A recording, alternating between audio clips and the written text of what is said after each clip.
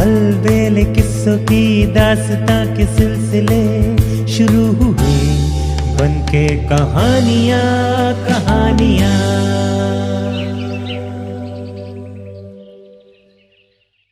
आइए सुनते हैं आज की कहानी 5 पकौड़े। 6 परिवारों का एक छोटा सा गांव था। छठे परिवार में 60-65 वर्ष के बूढ़े पति पत्नी रहा करते थे।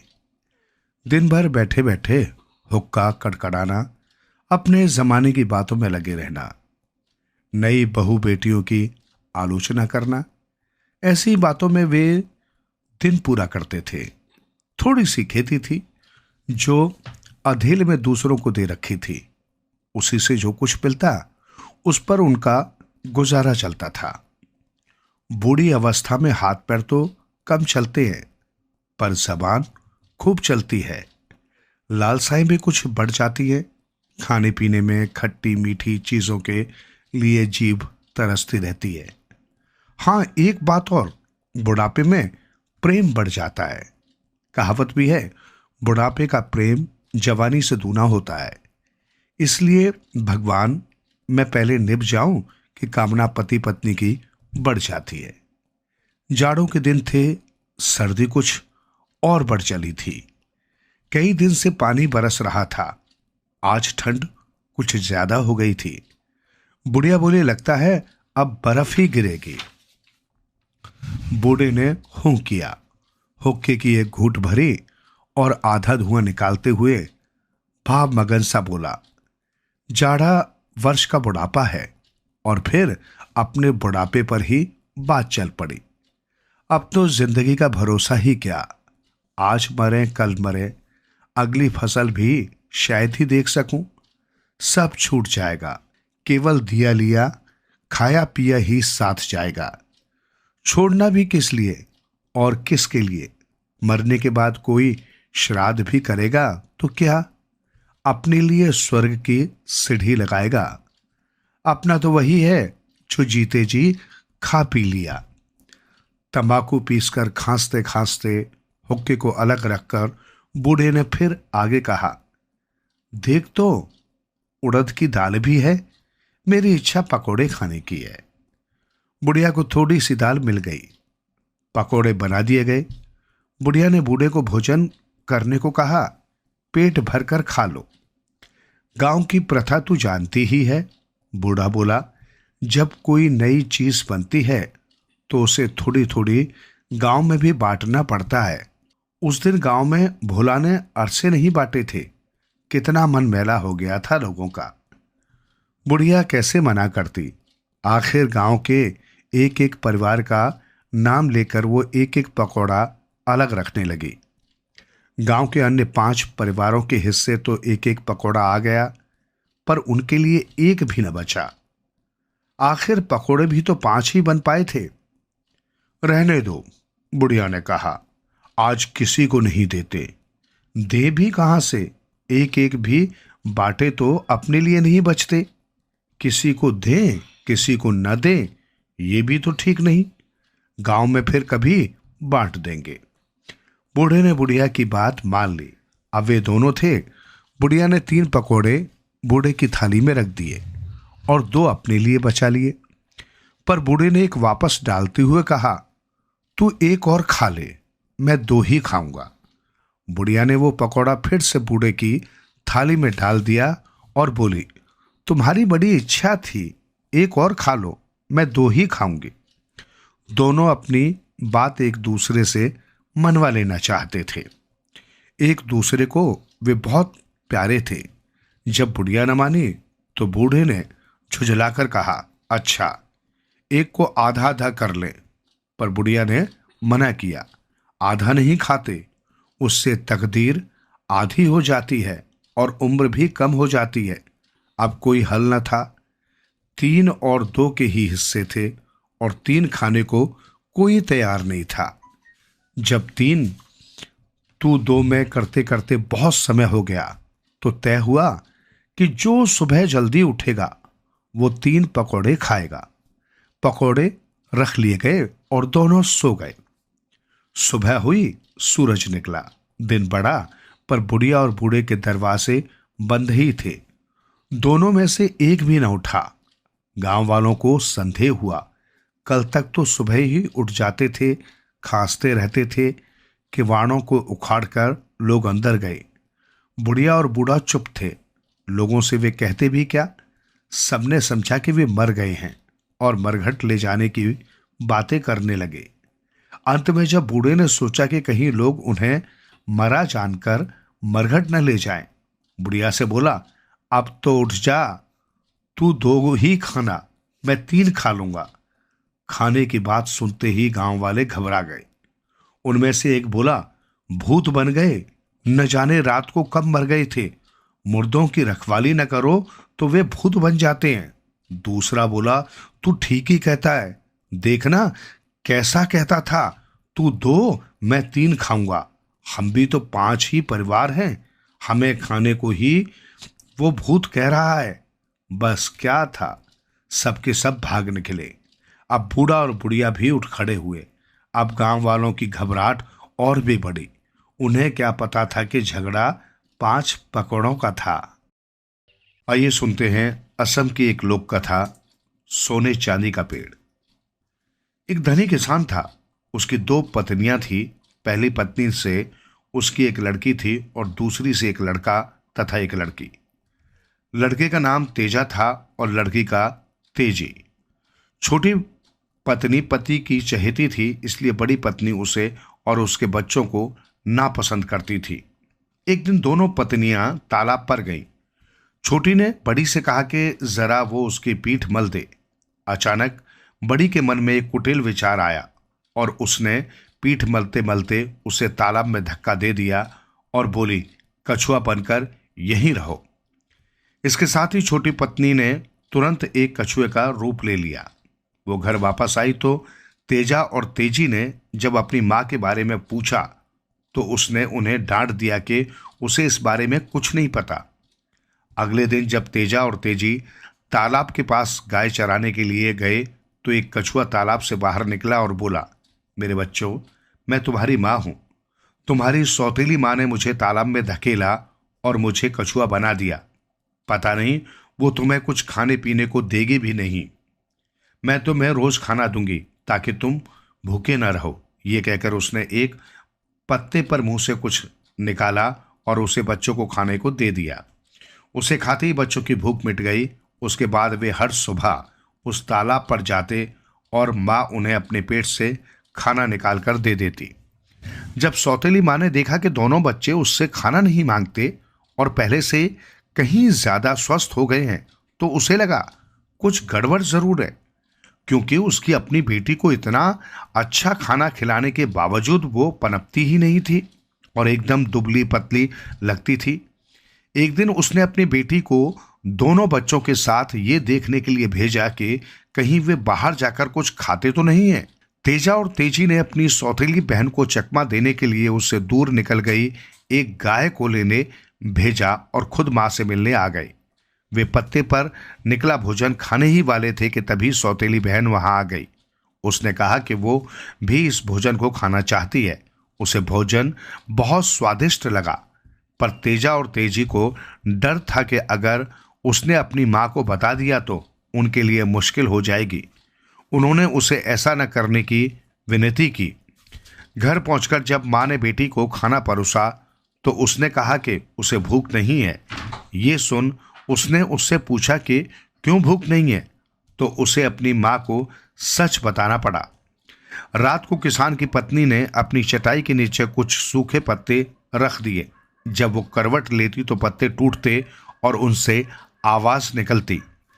पति ने पूछा कि क्या हुआ, तो वो बोली, मेरे सारे शरीर में दर्द हो रहा है, कोई दवा हो तो दे दो। किसान ने कहा, बताओ कौन सी दवा चाहिए, तो वो बोली, इसका इलाज तो एक कछुआ ही है जो तालाब में रहता है, उसका मांस खाते ही मैं ठीक हो जाऊंगी। पति ने कहा, सुबह कछुए को अपने आदमियों से कहकर पकड़वा लूंगा। दोनों बच्चों ने जब ये सुना तो तालाब पर गए और अपनी माँ को सारी बातें बताई। वो बोली, वे मुझे जाल डालकर भी नहीं पकड़ सकेंगे, पर अगर तुम मुझे पकड़ोगे तो मैं पकड़ में आ जाऊंगी।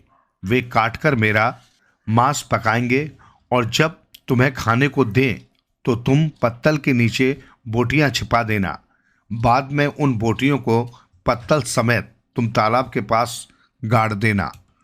उन्होंने वैसा ही किया जैसा कि उनकी मां ने कहा था। अगले दिन जहां बोटियां गाड़ी गई थी वहां सोने चांदी का एक पेड़ खड़ा था। लोग उस पेड़ को देखने के लिए एकत्रित होने लगे। राजा तक जब ये सूचना पहुंची तो उसने कहा कि इस पेड़ को उसके महल में लाया जाए, पर उसके सैनिक पेड़ को उखाड़ नहीं पाए। तेजा ने राजा से कहा, महाराज, मैं इस पेड़ को उखाड़ सकता हूं, पर आपको मेरी बहन से विवाह करने का वचन देना होगा। तेजा ये सब अपनी मां के कहने पर ही कह रहा था। राजा ने हामी भरी तो तेजा ने जड़ समेत पेड़ को उखाड़ दिया। राजा बोला, अभी तेरी बहन बहुत छोटी है, जब वो बड़ी हो जाएगी तो मैं इससे विवाह करूंगा। तेजा ने मां के कहे अनुसार राजा को एक चिड़िया और अनार का एक पौधा देते हुए कहा, महाराज, इन्हें अपने पास रखें, क्योंकि हो सकता है समय के साथ आप अपना दिया वादा भूल जाएं, तो जब चिड़िया बोलने लगे और अनार में फल आने लगे तो आप मेरी बहन से विवाह करने आ जाएं। राजा ने दोनों चीजें ले ली। वक्त गुजरता गया। एक दिन चिड़िया बोलने लगी और अनार पर भी फल आ गए, पर राजा को अपना वचन बिल्कुल भी याद न था। एक दिन उसे सुनाते हुए चिड़िया गाने लगी, इजर निजर परिल पक गए अनार, अब गिरा कि तब गिरा, भूला कैसे राजा, बड़ी हो गई तेजा बहना। गाना सुनकर राजा हैरानी से यहां वहां देखने लगा, पर उसे कुछ समझ नहीं आया। तो चिड़िया फिर उसके पास आकर गाने लगी, इजर निजर परिल पक गया अनार, अब गिरा कि तब गिरा, भूला कैसे राजा, बड़ी हो गई तेजा बहना। राजा को एकदम पेड़ व अपना वचन याद आ गया। वो विवाह करने के लिए जल्दी से पूरी बारात के साथ गांव चल पड़ा। राजा की पहले ही 7 रानियां थीं। वे ये जानकर जल भुन गई कि राजा उनके लिए एक और सौत लेने जा रहा है। राजा जब तेजी से व्याहकर वापस आ रहा था और उसकी नाव को मल्हा घाट पर लगा रहे थे तो सबसे बड़ी रानी गाने लगी, यहाँ नहीं, यहाँ नहीं, यहाँ मत उतरो तेजी, ये घाट मेरा है, और ये दुष्ट तेजी। मल्हा ने नाव को दूसरे घाट पर लगाना चाहा तो दूसरी रानी गाने लगी, यहाँ नहीं, यहाँ नहीं, यहाँ मत उतरो तेजी, ये घाट मेरा है, और ये दुष्ट तेजी। इस तरह 7 रानियों ने तेजी को उतरने नहीं दिया। मल्हा नाव को दूर के एक तट पर ले गए। वहां राजा तेजी के साथ सुख से रहने लगा, पर सौतेली मां तो उसे दुख देने की योजनाएं अब भी बना रही थी। 1 साल बाद तेजी को प्रसव के लिए मायके आना पड़ा। सौतेली मां ने ऐसा जताया कि वो तो उसे बहुत प्रेम करती है, वो बच्चे का भी खूब ख्याल रखती है। एक दिन वो तेजी से बोली, आओ बेटी, तेरी कंघी कर दूं। कंघी करते करते उसने तेजी के माथे पर एक कांटा चुभोआ और बोली, मैना बन जा। तेजी तुरंत मैना बन गई और उड़कर छत पर जा बैठी।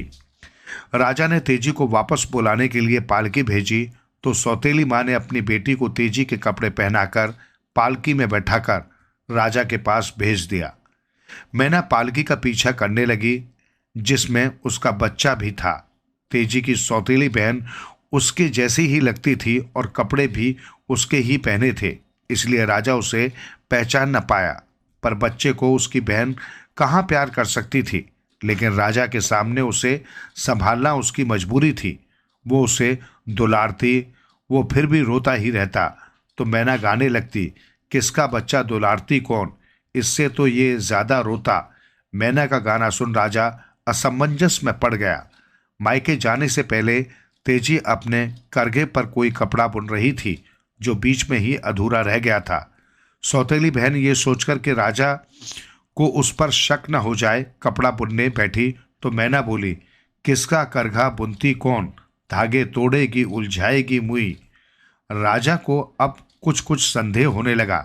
राजा ने अपने दोनों हाथों में एक एक लड्डू लिया और मैना से कहा, इनमें से एक लड्डू भूख का है और एक प्यास का। अगर तुम वास्तव में मेरी अपनी हो तो भूख के लड्डू को खाओ, मैना ने उसके हाथ पर आकर भूख के लड्डू पर चोंच मारी। राजा ने जब उसे सहलाया तो किसी सख्त चीज पर उसका हाथ पड़ा। वो कांटा था जिसे उसने खींचकर निकाल दिया। तेजी अपने असली रूप में उसके सामने आ गई। तेजी से सारा सच सुनकर राजा ने आज्ञा दी कि सौतेली बहन को मार दिया जाए, उसका मांस व चर्बी एक पीपे में रखे जाएं और दूसरे पीपे में हाथ पैर तथा तीसरे में उसका खून। फिर उसने वे पीपे सौतेली माँ के पास भिजवा दिए। उसने हिदायत दी कि पहले वे तेजी की सौतेली माँ को मांस व चर्बी का पीपा दे और कहें कि ये हिरण का मांस है। बाकी दोनों पीपे सुबह वापस आने से पहले वहीं छोड़ जाएं। पीपे देख सौतेली माँ ने सोचा कि उसकी बेटी ने उसके लिए उपहार भिजवाए हैं। उसने फटाफट मांस पकाकर सबको खिलाया, खुद भी खाया और चर्बी से दीप जलाए। सबके सोने के बाद राजा के सेवक गाने लगे। सगे ने उसे पकाया, सगे ने परोसा, सबने मिलकर उसे खाया। सगे की चर्बी से उन्होंने दीप जलाए, आंगन उजाले से नहाया। गाना सुन सौतेली माँ ने पूछा कि ये क्या गा रहे हो? तो वे बोले, बस कुछ खास नहीं, ऐसे ही जो मन में आया कह दिया। सुबह सौतेली माँ को घर के बाहर 2 पीपे रखे दिखाई दिए तो वो बहुत खुश हुई कि इतने सारे उपहार उसकी बेटी ने भेजे हैं। उसने जैसे ही उन्हें खोला और उसमें अपनी बेटी के हाथ पैर व खून देख वो सकते में आ गई। उसे समझ आ गया कि रात को स्वाद ले लेकर उसने जो मांस खाया था वो उसकी बेटी का ही था। उसके दुख की कोई सीमा नहीं रही। वो चित्कार करने लगी। उसे अपने किए का फल मिल गया था और तेजी को फिर से राजा का प्यार व सम्मान मिला। आइए सुनते हैं असम की एक लोक कथा, भविष्यवक्ता। एक गांव में किसी समय में फॉरिंग नामक एक किसान रहता था। उसकी पत्नी बहुत स्वार्थी थी। उनके कोई औलाद नहीं थी। माघ का महीना चल रहा था और हल्की बूंदाबांदी हो रही थी। फॉरिंग सुबह बहुत जल्दी उठ गया और अपनी पत्नी से बोला, आज आसमान पर बादल छाए हुए हैं। मेरा मन पीठा राइस के चावल के पुए खाने को कर रहा है। क्या तुम मेरे लिए बना सकती हो? मैं चावल नहीं खाना चाहता, पत्नी बोली। पर चावल के पुए बनाने के लिए 12 धान चिपचिपी किस्म का एक चावल कहाँ है? अनगार में धान है ही नहीं। लगता है मुझे अब तो चावल के पुए खाने को मिलेंगे ही नहीं, पति बोला। पत्नी ने कहा, तुम बाहर जाकर देखो कि किसी घर में 12 धान कूटकर निकाला गया है, किसी से थोड़ा मांग कर ले आओ। पति कुछ देर तक कुछ सोचता रहा और फिर उसने एक योजना बनाई। उसने अपने शरीर पर खुरदुरी ऊनी शॉल लपेट ली और बाहर चला गया। ये देखकर कि पड़ोसी के यहां 12 धान कूटा जा रहा है। फॉरिंग उसके घर गया और पड़ोसी से यहां वहां की बातें करने लगा। वो काफी देर तक वहीं बैठा बातें करता रहा। इस बीच चावल को उनके डंठलों से अलग किया जा चुका था। पड़ोसी ने चावल झाड़कर एक तरफ रख दिए। तब फॉरिंग बहुत तेज दर्द होने की बात कह धान के ढेर पर लेट गया। 12 धान के दाने बहुत ही बारीक बालियों से ढके थे, जिसके कारण चावल के दाने शॉल में चिपक गए, जिसकी सतह खुरदरी थी। घर जाने से पहले फॉरिंग 3-4 बार चावल के ढेर पर अल्टा पलटा और असहनीय पीड़ा में होने का दिखावा करता हुआ घर चला गया। उसने घर पहुंचकर उस शॉल को झाड़ा और उसमें से टोकरी भर 12 धान निकल आया। पत्नी ने उन्हें उबाला, फिर सुखाकर सूखे हुए दानों में से उनका छिलका निकाला। फिर चिपचिपे चावलों को उसने पीसा। खाना बनाने के बाद शाम को पति को खाना देने के बाद वो पुए बनाने बैठी। रात होने के कारण फॉरिंग सोने चला गया। पत्नी ने 12 पीठा तैयार किए और उन्हें बांस की एक ट्रे में रख दिया। फिर उसने काफी सारे पीठा खा लिए और बाकी बचे पीठा एक कटोरी में रख दिए। सोने से पहले उसने अपने पति को जगाकर कहा, मैंने पीठा तैयार कर दिया है, पर मेरी एक शर्त है। जो भी सुबह सबसे पहले उठेगा वो 1/3 पीठा खा लेगा और जो बाद में उठेगा उसे 2/3 पीठा मिलेगा। फॉरिंग उसकी बात मानकर सो गया। अगली सुबह कोई भी उठने को तैयार नहीं था। सूरज निकल आया था। फिर भी दोनों सोने का नाटक करते हुए खर्राटे ले रहे थे। आखिरकार फॉरेन को लगा कि वो अपने खेत पर किए जाने वाले काम की अवहेलना कर इस तरह सोया नहीं रह सकता। उसे तो खेत पर जाना ही होगा। उसे अपने से पहले उठते देख पत्नी ने कहा, तुम्हें केवल 1/3 पीता ही मिलेगा। ठीक है, तुम 2/3 खा लो, पति ने कहा। फॉरेन रसोई में गया और ये देखकर हैरान रह गया कि वहां तो केवल कुछ ही पीता है। उसने पत्नी से पूछा, बाकी पीता कहाँ है? इतने सारे धान से इतने कम पीता तो नहीं बन सकते हैं। अचानक उसकी नजर दीवार से लटकती बांस की ट्रे पर गई और उस पर पीता के निशान नजर आ रहे थे। उसने उन्हें गिना तो पाया कि वे बहुत सारे थे। वो पत्नी से कुछ कहे बिना बाहर आकर बैठ गया। उसकी पत्नी कांसे की थाली में कटी हुई सुपारी, पान और साली की छाल लेकर आई। उसे लेते हुए फॉरेन ने एक कहावत सुनाई, हल से अपने भविष्य को घड़ो, बुरी आत्माओं को डंडे से मार दूर भगाओ। किसी ने बहुत सारे पीता खा लिए, क्या मालूम किसने। उसकी पत्नी उन शब्दों में छिपे आशय को समझ गई। उसे अपने ऊपर शर्म आई और वो नदी से पानी लेने के बहाने वहां से चली गई। उसे नदी पर बहुत सारी औरतें मिली और उसने उन्हें पीता की बात कह दी ताकि मन का बोझ हल्का हो जाए। उसने बात ये कहते हुए खत्म की कि उसका पति वास्तव में भविष्यवक्ता है। ये बात धीरे धीरे पूरे गांव में फैल गई। एक गांव वाले की काली गाय खो गई थी। जब उसे 5 दिनों तक भी ढूंढने पर गाय नहीं मिली तो वो फॉरेन के पास गया, जो अब तक जान चुका था कि लोग उसे भविष्यवक्ता समझते हैं।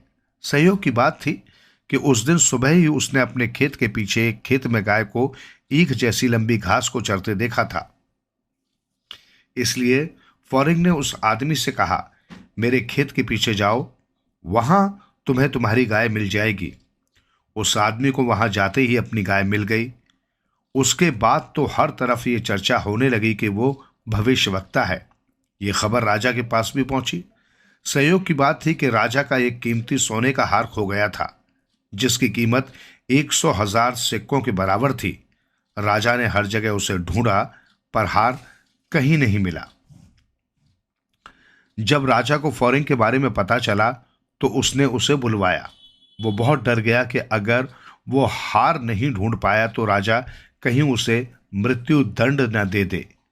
उसे समझ नहीं आ रहा था कि वो क्या करे, इसलिए ईश्वर पर अपने भाग्य को छोड़कर वो राजा के सामने जाकर उपस्थित हो गया। राजा ने फॉरेन का स्वागत किया और सेवकों से उसका सत्कार करने को कहा। फॉरेन को स्वादिष्ट भोजन परोसा गया। राजा की 2 रानियां थी, एक का नाम मदोई था और दूसरी का हदोई। हदोई ने ही हार चुराकर उसे कहीं छिपा दिया है। ये जानकर कि एक भविष्यवक्ता आया है, वो बुरी तरह से घबरा गई कि कहीं वो पकड़ी न जाए। इसलिए वो उस कमरे के पास जाकर खड़ी हो गई जहां बैठा फॉरेन खाना खा रहा था और दीवार के छेद से झांकने लगी। फॉरेन भी बुरी तरह से डरा हुआ था। जब उसने अपने सामने रखे पके चावल व दही को रखे देखा तो वो जोर से खुद से बोला, दोही, आज अच्छे से खा लो, क्या पता राजा कल क्या करे। जब हदोई ने ये सुना तो उसने सोचा, इस भविष्यवक्ता को तो पता चल गया है कि चोरी मैंने की है। वो उसके पास आई और बोली, हे भविष्यवक्ता, इस राज को किसी को मत बताना। तुम जो चाहोगे मैं तुम्हें दूंगी। फॉरेन को तुरंत समझ आ गया कि हदोई ही चोर है।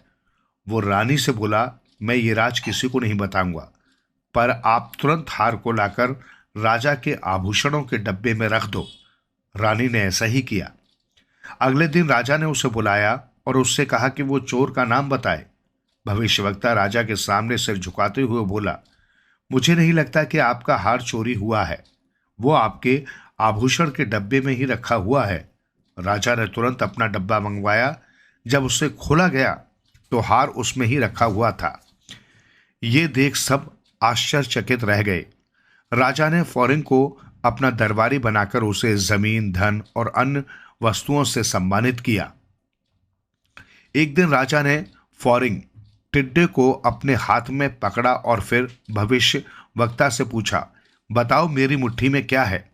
भविष्यवक्ता समझ गया कि अब तो उसकी असलियत राजा के सामने आ जाएगी, इसलिए दुखी स्वर में बोला, एक को मैंने गिनकर जाना, दूसरे को देखकर दो दो ही कहते हुए हार ढूंढा। अब फौरिंग तुम्हारे जीवन का अंत आ गया है।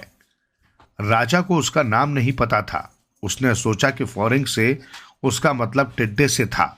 राजा ने टिड्डे को छोड़ दिया और फौरिंग को अपने राजसी वस्त्र उपहार में दे दिए।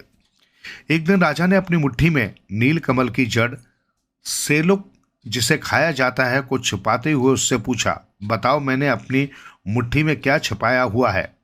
घबराया हुआ फौरिंग बुदबुदाया, स्वर गोड़े बारे पोटी सोलोकू, यानी हर बार मैं किसी न किसी तरह से बच जाता हूं।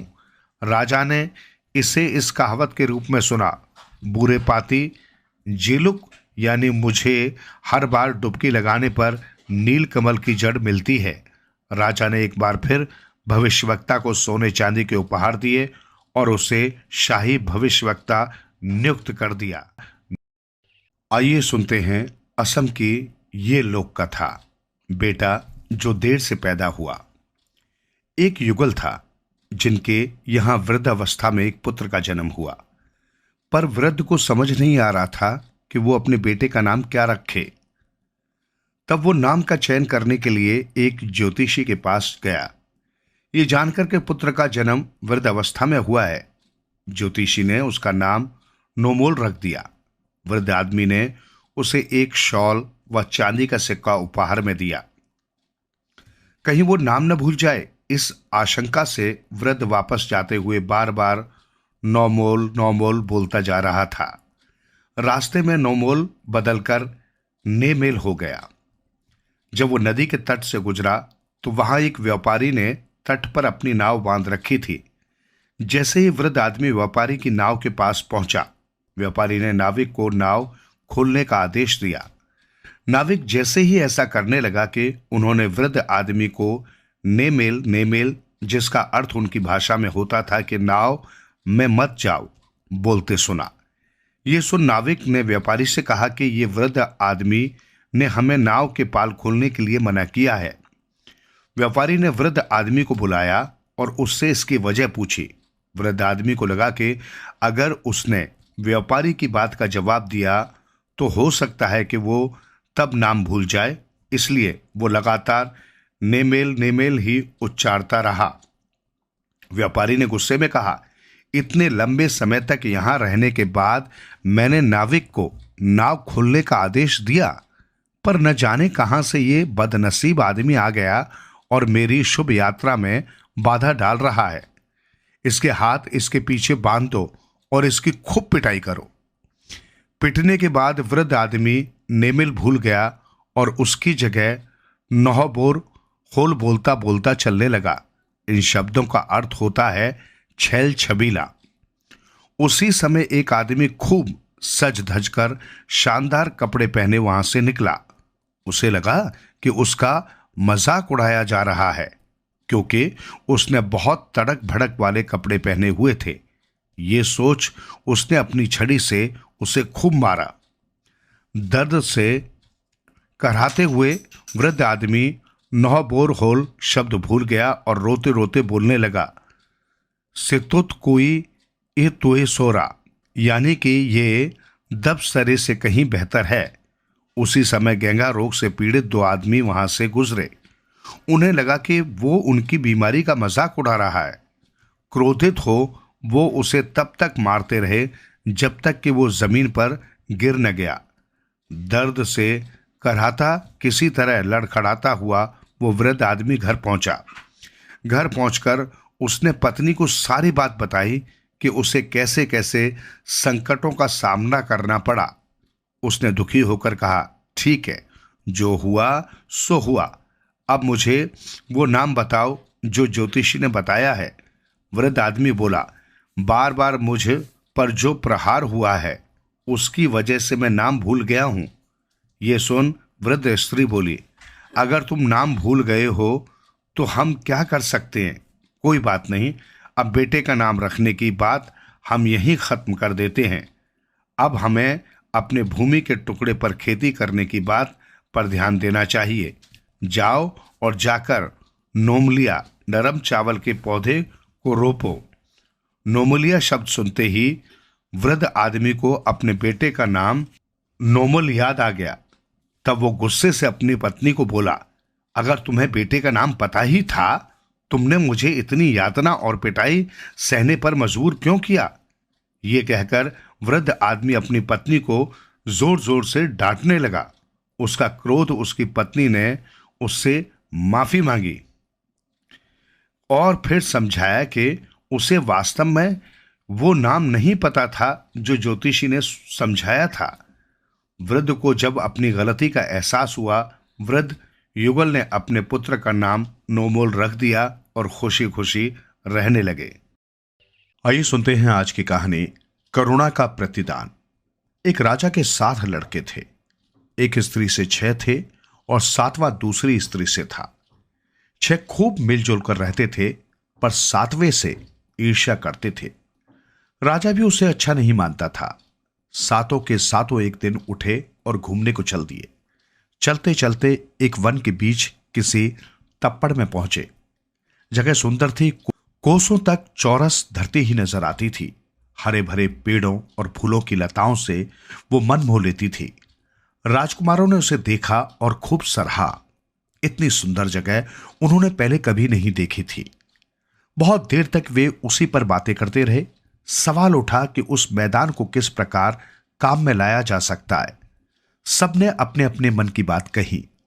किसी ने उसे खेलने के लिए पसंद किया, किसी ने घोड़े दौड़ाने के लिए, किसी ने बकरियां चराने के लिए और किसी ने खेती के लिए। जब 7वें से पूछा गया तो उसने कहा, अगर पिताजी आज्ञा दें तो यहां पर मैं अपने नाम का नगर बसा देता। बड़ा आया नगर बसाने वाला। 6 भाइयों ने दांत पीसे। वे ईर्ष्या से जल उठे। उन्होंने मिलकर उसे पकड़ा और एक पेड़ से उसे रस्सी से कसकर बांध दिया। अपने आप खुशी खुशी घर लौट आए। सौतेली मां ने पूछा, तुम्हारा छोटा भाई कहां है? उन्होंने कहा, अपने नाम के नगर में अखंड राज कर रहा है। बेचारा राजकुमार रस्सियों से जकड़ा हुआ उजाड़ जंगल में भूख प्यास से तड़पता रहा। अचानक उसे एक पुरानी बात याद आई। एक बार उसके पिता की राजधानी में चूहों ने बड़ा ऊधम मचाया। राजा ने खोज खोज कर चूहों को मारने की आज्ञा दी। तब क्या था, जहां तहां चूहे मार दिए गए। राजकुमार ने तब एक चूहे को बचाया था। बदले में चूहे ने आशीष दी और कहा था, जब मुसीबत आए मुझे याद करना, मैं तुम्हारी मदद करूंगा। राजकुमार ने सोचा, चूहे को याद क्यों न किया जाए। उसने चूहे को याद किया और तत्काल चूहा अपने साथियों को लेकर वहां पर आ पहुंचा। उसने देखा राजकुमार रस्सी से बंधा है। वे सब रस्सी काटने पर लग गए और कुछ ही क्षणों में राजकुमार मुक्त हो गया। राजकुमार अब रास्ते लगा। घर लौटना वो चाहता न था।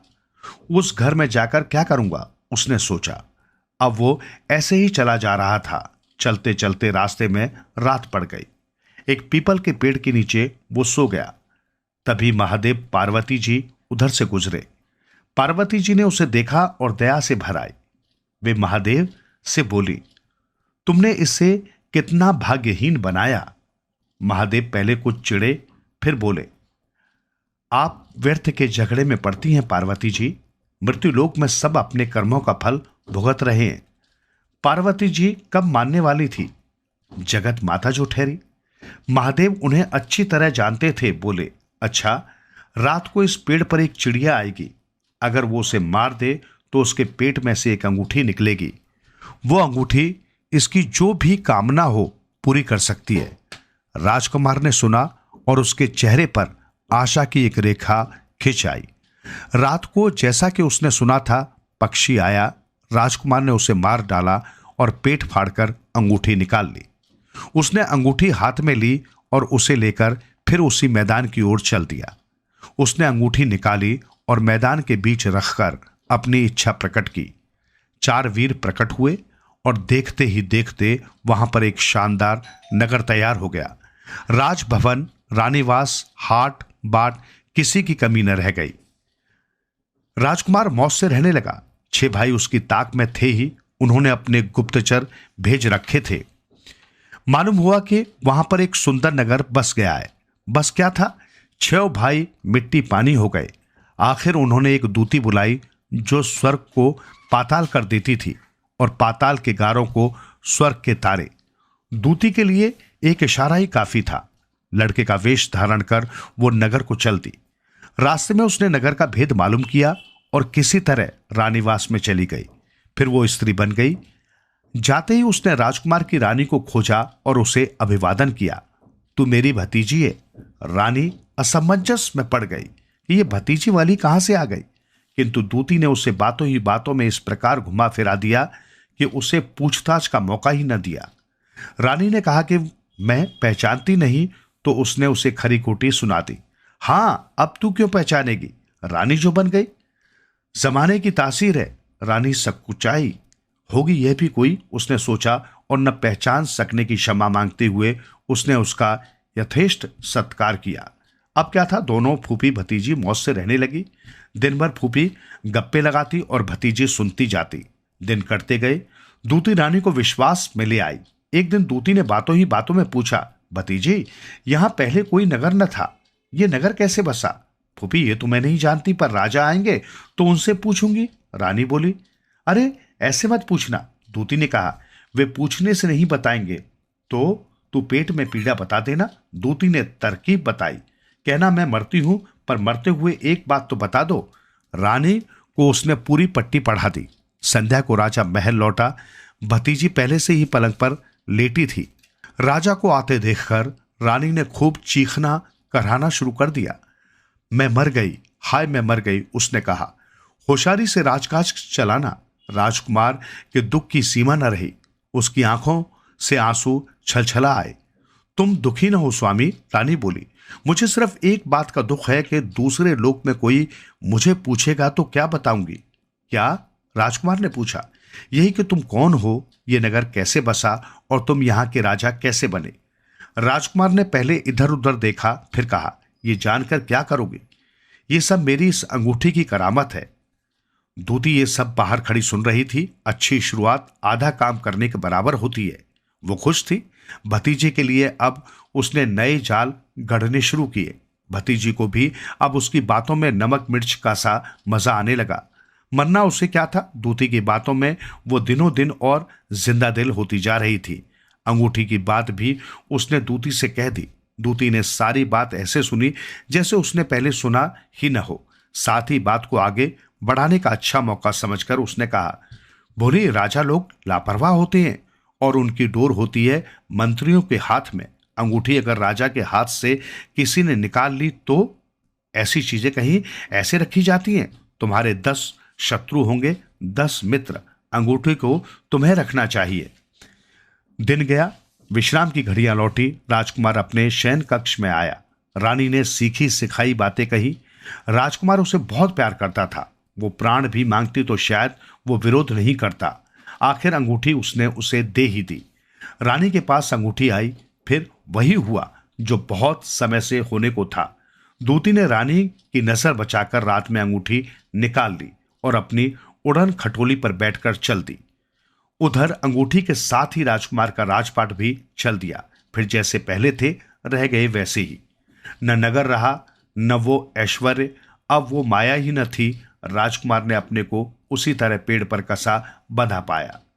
न जाने कैसे सुबुद्धि आई। उसने फिर चूहे को याद किया। चूहा अपने साथियों सहित आ उपस्थित हुआ। राजकुमार ने सारी बातें सुनाई और चूहा एक बार फिर चल दिया। चलते चलते वो 6 भाइयों के राज में पहुंचा। इधर उधर खोज करने पर आखिर उसने बड़े राजकुमार के पास अंगूठी देख ली। दिन में तो वो अंगूठी को पहन लेता था, पर रात को सोते वक्त दांतों के बीच दबा लेता था। वहां से अंगूठी निकालना सरल काम न था। आखिर चूहा राजकुमार के बिस्तर पर पहुंचा और पास जाकर उसने उसकी नाक में अपनी पूंछ डाली। बड़ा राजकुमार चौंका। उसे खांसी हो आई। अंगूठी तत्काल मुंह से नीचे गिर पड़ी। चूहे ने अंगूठी उठाई और चल पड़ा। चूहा अपने राजकुमार के पास आया। अंगूठी फिर उसी मैदान में रखी गई। फिर वहां वैसा ही नगर बस गया। वही पुराना ऐश्वर्य लौट आया। पहले की सी जिंदगी मुस्कुराई। राजकुमार ने एक बार फिर कृतज्ञता प्रकट की और चूहे को अपना मंत्री नियुक्त कर दिया।